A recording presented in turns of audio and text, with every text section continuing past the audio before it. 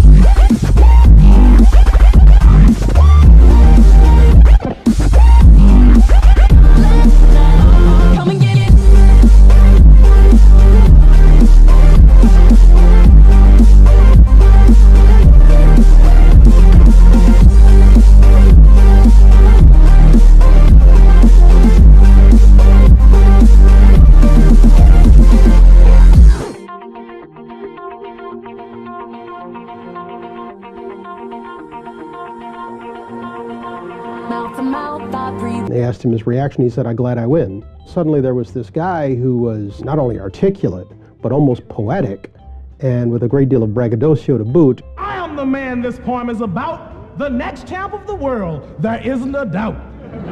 If he told funny poems, it would be one thing. But he tells funny poems and tells you how great he is to have written them and how great a fighter he is, and he's the greatest of all time. That rubs some people the wrong way. He was the best at everything. He was the most beautiful, and he hadn't really proven himself yet, so people are looking at him like, who does he think he is? But the example of a proud, confident black man appeals to a young generation who admire the fact that Clay isn't afraid to represent. To African Americans, he was a source of pride in that he took great delight in who he was and in broadcasting it to everyone. Just to say that you love yourself and to have self-pride showed people that they can do the same. He made me feel proud to, to be a black man. He just represented a symbol of strength to me. I'm going to make boxing popular again. Me with my beautiful, colorful personality. 21-year-old Clay is eager to prove he's more than a pretty face. Now a top heavyweight contender, he campaigns to fight the reigning champ, Sonny Liston. He went after Sonny with a vengeance. I want that bear. And what's going to happen to him? Bear. What's going to happen to him? He might be great, but he'll fall in 8. He's driving a bus onto Sonny's lawn, and he's yelling, "I want the bear. Get the bear out here. Come on, bear." It was starting to get under Sonny's skin. Big ugly bear, I'm tired of hearing Liston. Everywhere I go, they're talking about Liston. I can't wait for him, and he's going to fall in 8. He really tormented Liston. And finally Liston said, "Yeah, I'll fight him. It'll be easy money." Everybody believed that Liston would annihilate this guy because he was all talk. If Sonny Liston whoops me, I'll kiss his feet in the rain. With a record of 36-1, Liston is a fearsome champion, a former mob enforcer with ties to organized crime. He's frightening. Sonny was a guy who was meant to hurt people. Sonny Liston was Godzilla. Sonny Liston was going to reign for 1,000 years. Adding to the foreboding sense of drama was the presence of members of the controversial Nation of Islam. Nation of Islam was an isolationist group. Elijah Muhammad wanted his own nation inside the United States. So it was scary. For the past few years, Clay has been studying the tenets of the Nation of Islam, as espoused by its leader Elijah Muhammad, who preaches that white people are devils created by an evil scientist. But Clay is drawn to the basic message of black empowerment. It made him understand and promote, what is your history? What is your African history? Who are you? What is your name? Why do you have that name? I'd never heard anything like I heard going to the meetings with Ali about you are somebody, a black man got as much right to live as any other man. For the first time in my life, as a grown man who had been a star, had sold millions of records, you start to feel like you are somebody. I can understand how he got hooked. Clay is inspired by the nation's assertion of black pride, but the presence in his camp of the Nation of Islam's controversial Malcolm X threatens the Liston fight. Malcolm X, I want to talk with you briefly about your affiliation with Cassius. How long have you known him? About 3 years. Just months before, Malcolm X caused an uproar by suggesting that President Kennedy's assassination was a case of, quote, the chickens coming home to roost. You did not say that you were glad the president was killed. No, that's what the press said. The promoter fears that negative publicity will kill ticket sales, so Clay's camp gets Malcolm to leave Miami until the day of the fight. February 25, 1964. Boxing experts and fans agree that Liston will clobber the Louisville Lip. They thought, well, even if it's going to be fast, it's going to be really ugly and bloody. Just what we fight fans want. It was fast and it was bloody, but it was not what most fight fans expected. The challenger from Louisville, Kentucky, Cassius Clay. When the two men entered the ring, we suddenly realized that David was bigger than Goliath. Another jarring right hand that time, folks. Another one. Sonny wobbles. Sonny wobbles. Cassius has him hurt. Clay dominates Liston from the bell, dancing around the slower champion and opening a cut under his left eye. After 7 punishing rounds, Liston claims an injured shoulder and won't come out for round 8, making Cassius Clay the new heavyweight champ. I don't have a mark on my face, and I upset Sonny Liston, and I just turned 22 years old. I must be the greatest. I told the world. There were a number of people who immediately said, oh, the fix was in. Sonny Liston quit against Cassius Clay. He was just getting beaten up. He didn't like it. He was a bully and he couldn't take it. After his stunning upset of Liston, Clay holds a press conference that would only amplify the shock factor. Somebody said, are you a card-carrying member of the black Muslims? And he blew up. Clay confirms that he's a member of the Nation of Islam. And he said, I don't have to be what you want me to be. I'm free to be who I want. This is about as revolutionary a statement as I've ever heard in sports. Now the heavyweight boxing champion, Cassius Clay, is free to be himself.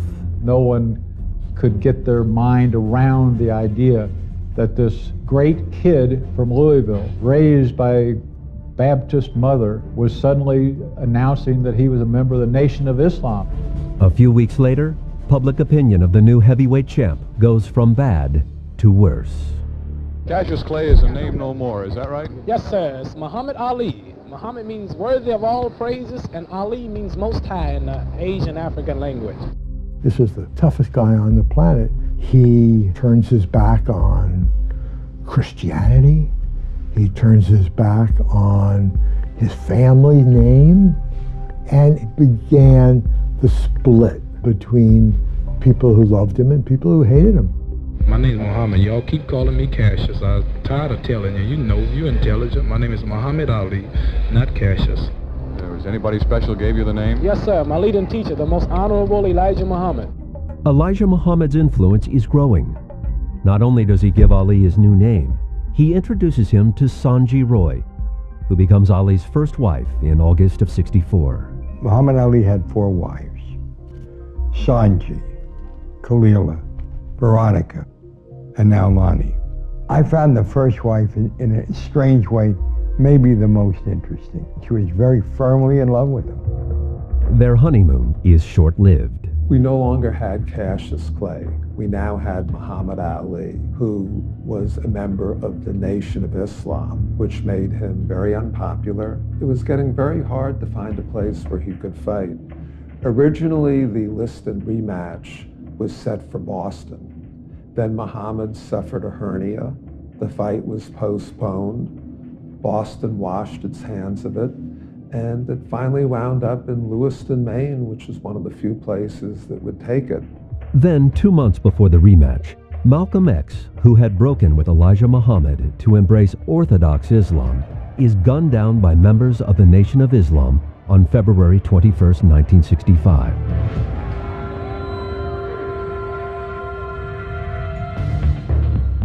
Muhammad Ali had broken from Malcolm and sided with Elijah Muhammad. So there was concern that Malcolm's followers might exact retribution against Ali. The rumor had been spread that there was a carload of gunmen coming up from New York to kill Muhammad Ali in the ring. Ali Liston, too, was a mess. It was a mess outside the ring, and it was a mess once the fight started. Midway through round 1, Ali hits Liston with a blow that would become infamous as the Phantom Punch. Did you see the punch? Did you see it? Was it the punch heard around the world? It wasn't even a punch seen around the world.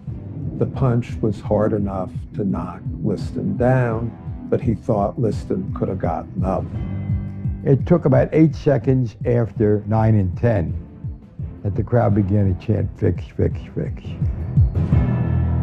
Ali's second disputed win over Liston does little to win over his boxing critics. He has other critics as well. A certain portion of Black America loved him. Another portion of Black America did not love him. The Black community was divided. Those who thought integration was a great thing, and those who did not think of integration in that way, but thought of equal rights and our freedom, equality, and justice. I'm not out there marching and going places I'm not wanted. Those of us who were young, who understood our manhood, and who took pride in it, we were not asking to be a part of white America, but demanding our rights just like any other citizen.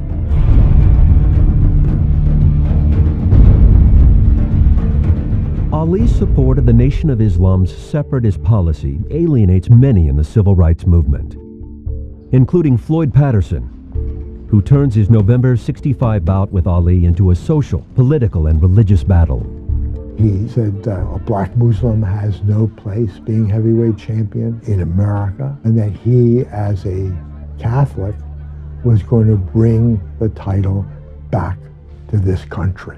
Floyd was a nice man, but his approach was what we call an Uncle Tom approach, doing all the things that white America wanted you to do. You ain't nothing but an Uncle Tom for white people. What's my name, Uncle Tom Negro? I'll jump on you now. What's my name? When Muhammad Ali got him in the ring, he became pretty cruel in his beating of Floyd. He was really giving him a lesson, talking to him, hitting him and talking to him.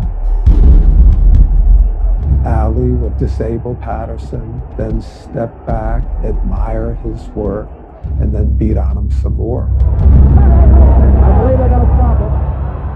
Ali beats Patterson by technical knockout. 2 months later, he sues his wife Sanji for divorce. She'd lost favor with her husband's increasingly influential Muslim inner circle. They said it was because she wore makeup, she wore daring dresses. They didn't want her because they had already picked out Khalila, who was working in a Nation of Islam restaurant. His brief marriage now over, so is his 6-year contract with the Louisville sponsoring group. Herbert Muhammad becomes Ali's manager. Herbert Muhammad was the son of Elijah Muhammad, who Muhammad Ali counted as his spiritual father. Herbert was an extension of that. Herbert Muhammad joins with pro football superstar Jim Brown and lawyer Bob Arum to form their own boxing promotion company, Main Bout. What we said was, the heavyweight champion of the world is boxing, and we should control boxing. But Maine Bout can't control the U.S. Draft Board. Ali was rejected for service in '64 when he failed the written test. But the Vietnam War is escalating in February of '66, and the Army has lowered its standards.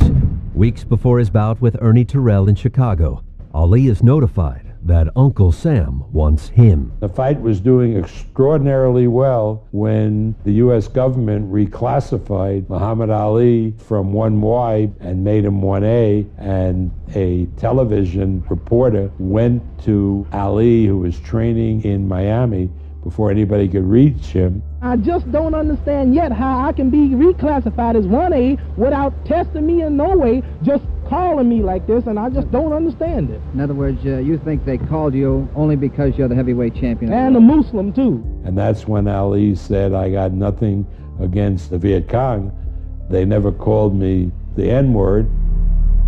Everything hit the fan.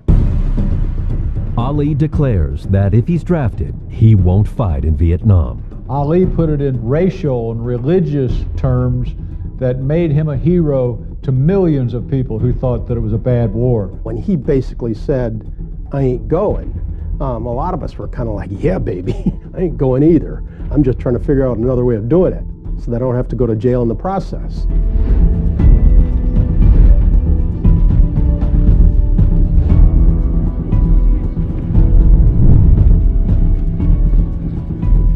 Well, then you're not apologizing for the unpatriotic statements that you made. That'll be taken up with the government. Ali's unpopular stand causes Chicago politicians to scuttle the Terrell fight, leaving his management looking for another fight in a new venue. We wanted to fight in Pittsburgh, and they ruled it out there, and then they tried Maine, but they didn't want us in Maine. The growing controversy over his anti-draft stand makes Ali toxic in the U.S., forcing him to win his next 4 fights in Canada and Europe, where he's a bigger draw than ever. A point not lost on one Texas millionaire. I got a call from this real character, Judge Roy Hoffines, who owned the Astrodome in Houston, and he said, you bring that boy down here, nobody is going to tell him he can't fight here. Ali knocks out Cleveland Williams before a record-setting indoor crowd. Smelling another box office bonanza, New York hosts Ali's next victory over Ernie Terrell. Ali is now 28-0 in the ring and still 1A in the draft. In April of '67, he finally gets his draft notice and reports to the induction center in Houston to begin one of the longest, toughest fights of his life. Former world heavyweight champion Cassius Clay refused to take the oath of induction into the Army. The black Muslim fighter, who is also known as Muhammad Ali, was immediately stripped of his title by the World Boxing Association. When a guy says he's not going to fight for his country, that irritates a whole lot of people. He moved from the sports pages to the front pages. Within days, Ali is stripped of his license to box in all 50 states.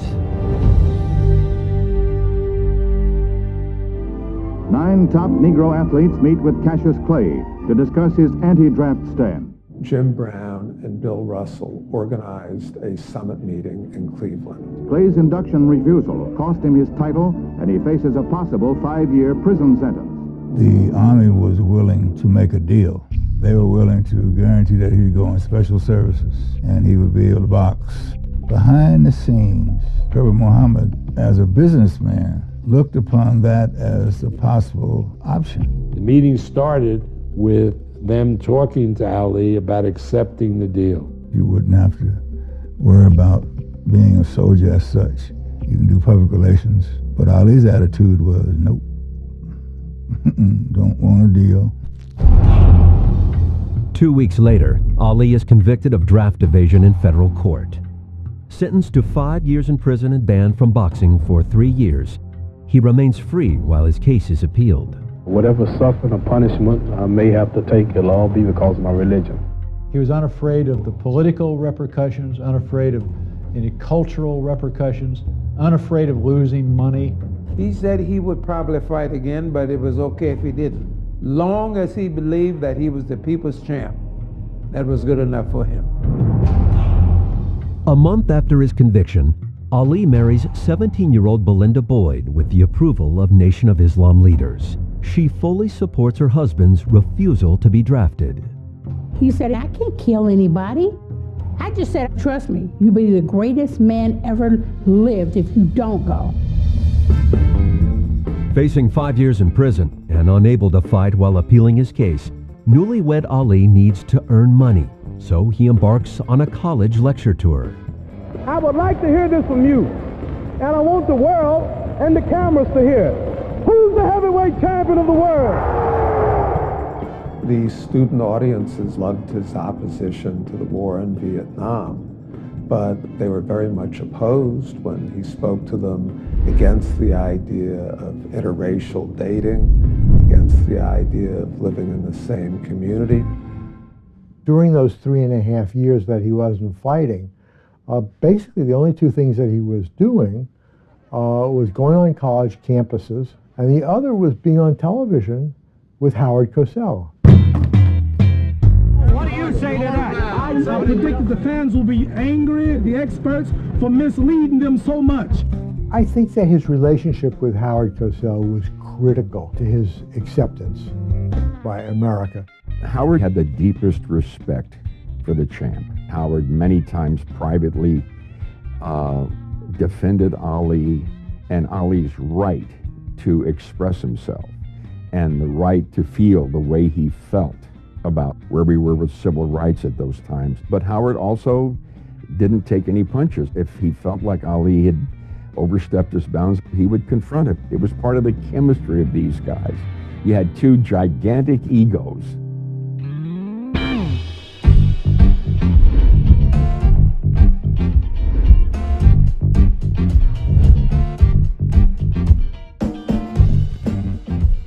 After 3.5 years in exile, Ali remains free as his appeals proceed in federal court.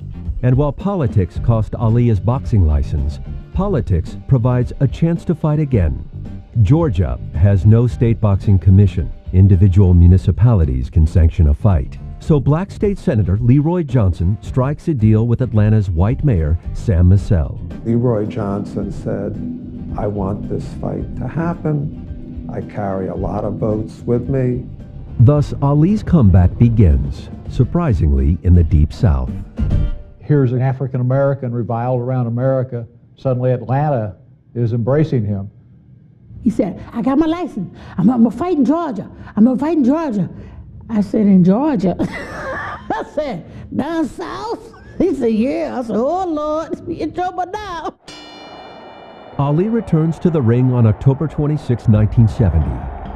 I don't believe that anybody is happier than this young man to once again step into the ring. 28-year-old Ali was stripped of his title, but he's never lost a fight, and Jerry Quarry is not considered competitive. Ali opens a cut over Quarry's eye in round 3, and the fight is stopped. Inactivity is deadly for any fighter, and for Muhammad Ali to have come back and still display the incredible hand speed and fluidity that he showed was amazing.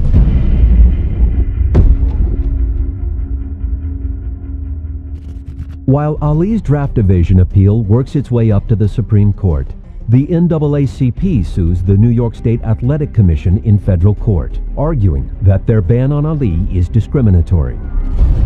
Their ban is lifted.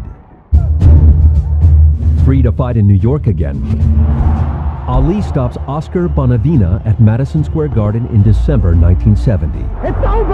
Ali is the knockout winner! Setting up a title shot against Joe Frazier for an unprecedented $5 million purse. Now we have a chance to see who the real champion of the world is. That was revolutionary. You know, $2.5 million apiece. Wow. Back then, that was a vast sum of money. Even Mickey Mantle was not making that much money. Well, let Joe Frazier talk all he wants. We got a few miles to straighten all this mess up. He brought people to the sport that didn't even necessarily follow boxing. They just liked Muhammad Ali. I have fixed up the round that Joe Frazier will go down. You got this person who's standing up, and he's been stripped of his title. People wanted to see, who is this guy? His fights meant more than just the sport of boxing. His fights were like a fight for justice. Ali was carrying the weight of everything. I don't think it's possible to overstate how much Ali embodied the hopes, aspirations, beliefs of young people in general and young African Americans in particular. Joe's gonna come out smoking, and I ain't gonna be joking. The bout is set for March 8th, 1971. As the fight approaches, the battle between two unbeaten heavyweights becomes far more than a boxing match. Get your hands off me. If you were a liberal, you were rooting for Ali. If you were conservative, you were rooting for Joe. It was a clash of cultures. There were the people who were demanding civil rights, who were against Vietnam, and the people who thought Vietnam was right. Then damn it, we're going to put our views in the ring and settle it once and for all. March 8th, 71. The world flat out stopped. The apartment that we lived in was going crazy for that fight. We were glued to the radio. I can still see Ali leaning back over the ropes, saying, "No contest." Meanwhile, Frazier's pounding him, 20 times. Ali absorbed an enormous amount of punishment, gave out an enormous amount of punishment. Yeah, and when the 15th came and they said he'd been knocked down, it was like, this can't be. Ali gets quickly to his feet, but the damage is done. Ali suffers his first loss. It's Frazier by unanimous decision. This can't have happened. This is impossible. It was impossible not because we didn't believe Joe Frazier could beat Muhammad Ali. It was impossible because his beating him meant they were right. And they couldn't be right. And the right-wing idiots and the hard hat guys and the ugly Americans, they were standing in the way of history. They were standing in the way of change. They were on the side of wrong. And so they couldn't be right. They just couldn't. In the first blush of defeat, Ali was gracious and elegant. He was perfect in giving Frazier credit. I've been always handing out the defeat, so now I'm defeated, and now I can see how other people felt. And when I do come back, if I ever do, I'll have more of a hunger, determination, which is something you lose in the intoxication of so-called greatness. By the next morning, he'd been robbed. He went on every late-night talk show. He convinced half of America or more that he had won a fight, and it killed Frazier. He was the only one who believed, coming out of that fight, that he would be champion again. 4 months after his unanimous loss to Frazier, Ali wins a stunning unanimous decision in the Supreme Court, which overturns his conviction for draft evasion. I mean, nobody would have believed that that could have happened when Ali refused to step forward.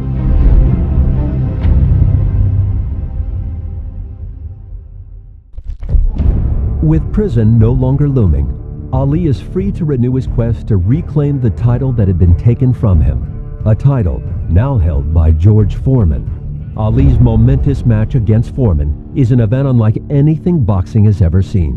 In 1974, promoter Don King and a consortium of backers make a deal with Zaire's strongman, President Mobutu Sese Seko, to host a worldwide live satellite broadcast of the Rumble in the Jungle.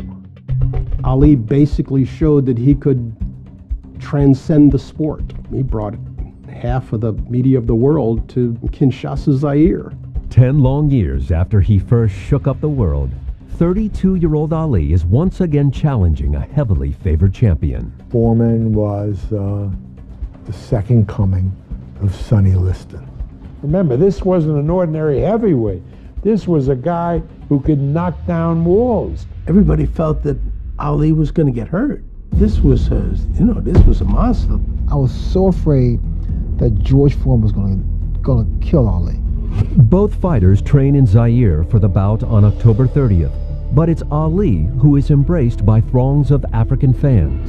It's unreal the amount of people, 10 to 15,000 people in the crowd following him, just shouting his name. Ali Boumaier, Ali Boumaier. He'd say, stop the car, and he'd get out, and he'd, Boumaier, Boumaier. He just wanted to create a crowd Pretty soon you couldn't even walk across the street.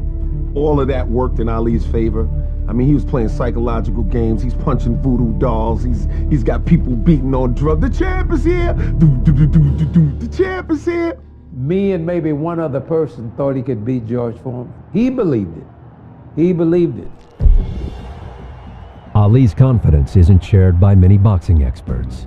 But during the fight, Ali would add rope-a-dope to the lexicon and a great new chapter to his legend. Ali stands back, ties his man up, leans on the rope. Ali goes back on the ropes, and the ropes go back more. And Foreman misses by that much. Wild left hand is not scoring. Angelo sends his corner guys around to the corners. He says, tighten the ropes, tighten the ropes. And Ali's saying, oh, leave him, leave him. Ali formed, in his mind, he formed the rope-a-dope right there and then. To take that kind of punishment from a guy like George, who knocked most guys out like they were rag dolls. I can't fathom taking those kind of blows from a guy who punches that hard. Those punches could crack ribs. How could you take this in your body? And Ali was taking it. And Foreman was punching himself out. I had predicted that Foreman was going to annihilate him. And in between rounds, when he started to wear George down, he said, hey, big fella, what do you think now? Knock George out. When Muhammad Ali put George down, he had proven that he is indeed the greatest. Ali beats Foreman. Humiliates. He stops and he says, fellas, you'll never know what this means to me. That should have been his retirement. How can you top that? You went through the trials, your ups and your downs, your glory times. This is the time to retire. He had proven the point. You can't go any further once you prove the point.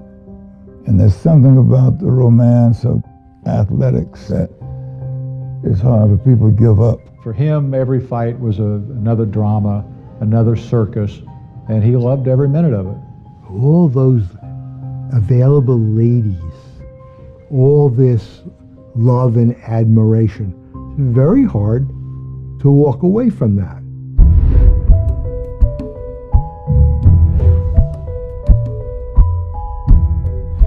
When Elijah Muhammad dies in February of '75, his son Wallace leads the majority of the Nation of Islam toward traditional Sunni Islam. Ali, who has always had white men in his corner, embraces the change. Prejudice is a two-way street, you know. He was driving down one side of it at one point in his life. Not unlike Malcolm X, who had a similar journey, and he evolved. He said, whites can become Muslims. Now he says, so you can become a Muslim. And he hugged me.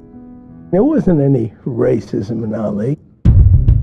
Later that year, Philippine President Ferdinand Marcos plays host to the third Ali Frazier fight, the Thrilla in Manila, on October 1st, 1975. They'd been the two most dominant fighters of their time. Towards the end of their career, oh, here they are again in this big fight, and this is going to be the culmination of it all. For both fighters, it would also mark the beginning of the end. The fight took place at about 11 a.m. Manila time. Outside, the hot Philippine sun was beating down, and inside, this fight between these two great athletes was going on. These two guys was going at each other like they was going to just kill each other. They both took an enormous beating. They were both heroic that night. After 14 rounds of battle in the sweltering heat, Frazier and Ali, both mentally and physically spent, go to their corners to await the final round. That moment that you're sitting on your stool, your eyes swollen shut, or your legs are gone, you're totally exhausted. You look across and see your opponent, and he is just as in bad shape as you are. All of a sudden, your mind and your heart says, "That's ready to go." And either you answer yes or no. Most guys say no. The special ones say yes.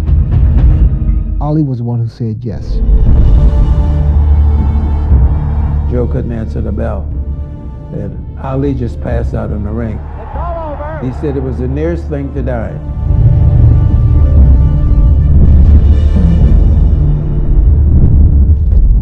In the year after his punishing victory over Frazier, Ali defends his title 4 times, including a brutal 15-round win over Ken Norton. His longtime ring doctor, Ferdy Pacheco, sees the writing on the wall.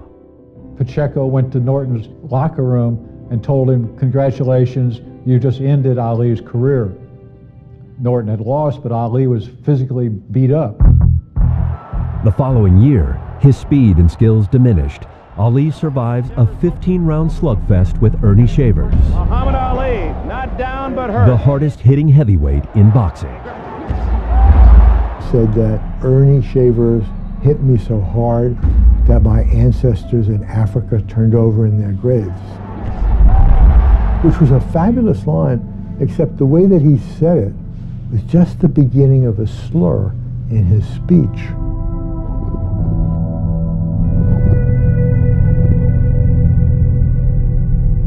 In February of '78, Ali loses his title to Leon Spinks, a novice with just 7 fights under his belt.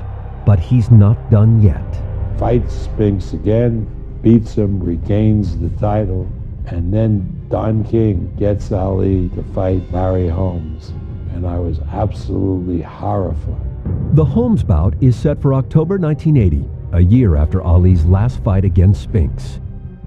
His deterioration is evident. Even to those of us who never looked at Ali with clear eyes, it was clear that he was done. Holmes wins by TKO in the 11th round, the first time Ali has ever failed to go the distance. Whatever damage had been done to Ali in all of these 12, 15-round fights, all of that had come together to leave him a shell of what he once was. A year later, Ali steps into the ring one last time to fight Trevor Berbick on December 11, 1981. The whole family went, and up until the fight, we were begging him in his hotel room, "Don't fight, you don't need to do this anymore." After the loss to Berbick, Ali finally calls it a career. It's hard to tell a champ that it's time, it's over, because we always believe we can always win that fight.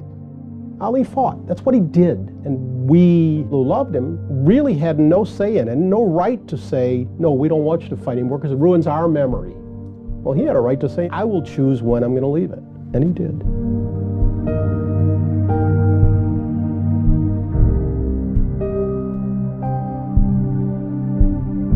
The first few years of retirement were hard for Ali. He was no longer in the spotlight as heavyweight champion of the world. But the worst thing was that the Parkinson's syndrome was becoming clearer and clearer. When you stay in the ring too long, it's going to really start wearing down on you, and that's exactly what happened to my father. Ali's Parkinson's syndrome is made public in 1984. It's really hard for me and everyone else to see a man who used to be so great with words. Now that's one of the things that he can't do. It's a sad thing because you wonder what he would be saying now. We need that Louisville lip because there's nobody speaking for African Americans or Americans like Ali spoke. That voice just isn't there. When Ali stopped really talking in public and really doing his whole Ali thing, he has said so much that it still echoes. I have enough inside here and inside here to replay it for life. We're in a hotel room in Las Vegas at an event, and this is like 90s, so the Parkinson's he can still walk, but he's talking very soft. And he goes, I want to make it to heaven, and I wasn't a perfect person, and this Parkinson's shut me down. I can't do nothing wrong now, But he said, I'd rather suffer now than in the hereafter. By 1986, Ali is 5 years into retirement and on his 3rd marriage. He and his second wife, Khalila, were divorced in 1975. He was doing a lot of cheating. He's weak for women. I just didn't know how weak he was. Ali's next marriage to Veronica Porsche would last 10 years. My father would say he was the best Muslim he could be, given that he was this gorgeous Adonis boxer that all the women loved. In the summer of '86, Ali and Veronica are divorced. Later that year, he marries his 4th wife, Lonnie Williams, who he first met in Louisville back in 1963.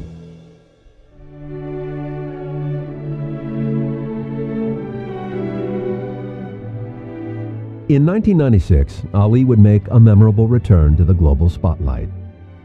We were thinking who would be an American Olympian who could light the cauldron that would mean the most to people watching around the globe. Ali was the guy who made the most sense. And it was not met with wide open endorsement. There were some people who said, well, you know, he was a draft dodger, wasn't he? Misher and Ali's longtime friend Howard Bingham work out a deal in which they agree to keep Ali's torchlighting role a secret.